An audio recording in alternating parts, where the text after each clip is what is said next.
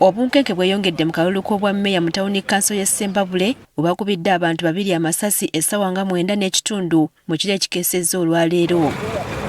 Abakubiddwa amasasi okuli Rogers Ssekiwa ow'emyaka 2 ne Male Medi nga wa myaka 28 bano babeera mu tawuni kanso y'e Ssembabule baddusiddwa mu ddwaliro nga biwala ttaka. Ekifo kino eky'obwa mmeeya kyesimbyeko abantu 4 okuli munna NRM Ndibalekera Monica, munna Nuupu George William Kangave, Bishop Jackson Mulungi nga ali ku Bwannamunigina, sako ne Ronald Nsubuga nga naye talina kibiina mwajjidde. Abakubiddwa babadde bawagizi ba Kangave George William munna Nuupu avuganya ku ntebe eno. Mu kwogera kwe ategeezezza nga abavubuka bano bwe babadde baweereddwa omulimu gw'okulawuna mu kiro nga baziyiza ebikolwa by'okugabira abalonzi ssente mu ngeri y'okubagulirira. Tugezaako okulaba nti waliwo obukakamu mu kalulu nga tulemesa embeera y'okugaba ssente mu kitundu kino mwe tulondebwa Ssembabule Town Council era nga tulawuna ebyalo eby'enjawulo. Agamba nti abawagizi be bangi bayisiddwa bubi era bannaffe bakusiddwa amasasi abawerako kuliko omuvuko omu gwe bakubye amasasi ali mu ddwaliro ewa Gguma we bamukubye essasi mu kisambi ne bakiyuza, omulala ne bamukubye essasi Kabina era gyali e Mulago e Masaka, abalala amasasi gabakutte ku matu n'abalala bangi bafunye damages ez'enjawulo. Ekisinza okumwewuunyisa kwe kubanga ekifo ekikayanirwa kitono nnyo okutuuka okuttisa abantu. Ekyamazima akalulu kesimanyi lwaki tutuuka okubanga Town Council talina kyeri, bannaffe batuuka okukozesa amagye ne batuuka okuba abantu amasasi olw'akalulu. Bali badde batugamba ne tulema kwesimbawo okusinga okwasa emmotoka z'abantu.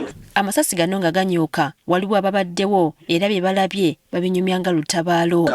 Mutufe mmoloka yazze negobe mmoloka nga bagala wa mu mmoloka, omusajja ne yeerwanako najja n'apaakinga abantu, bwe yapaakinze abantu ne bakwata emmotoka ne bagikuba amasasi nga bamanyi mwebali.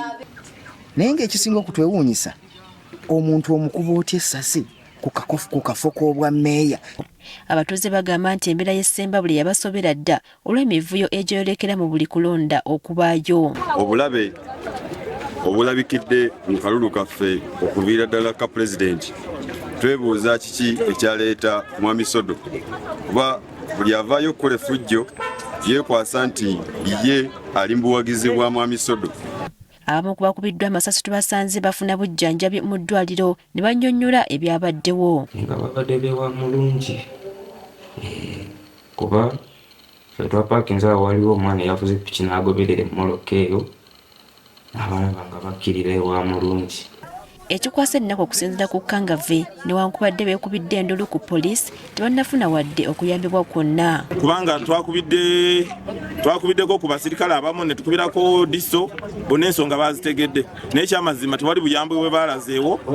Ekyamazima ekitegeeza nti ebikolobero balinga ababiwagira. Omwogezi wa poliisi Masaka Twaha Kasirye ategeezezza nga poliisi bwetandise okunoonyereza ku njego eno. Abakoze kino kigambye babadde batambira mu mmotoka ekika ky'emmotoka emanyiddwa nga Super Custom naye nga tukyali mugezaako okugattagatta information eyo okuzuula abantu abo.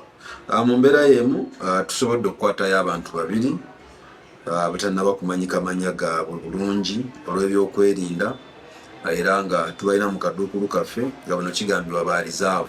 Embeera yalabiseeko mu kiro teremye okweyolekera ne mu kulonda kwennyini emisana amagye bwe gazinzeeko ekifo ekimu awalondebwa ne gayiwa mu bokisi emu obulo obubadde bugoloddwa ekijja abalonzi babaddewo mu mbeera.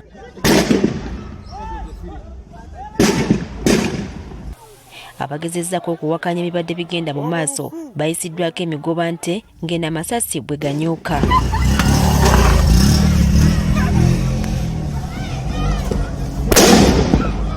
Guno si gwe mulundi ogusoose ng'okulonda e Ssembabule kubaawo wakati mu kutabangula emirembe ekisukkiridde.